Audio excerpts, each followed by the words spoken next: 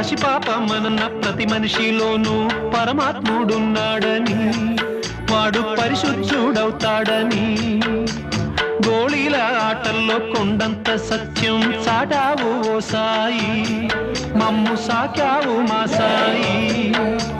వాసనలు వేరైన వర్ణాలు ఎన్నైన పూలన్నీ ఒకటంటివి, నిన్ను పూజించ తగునంటివి.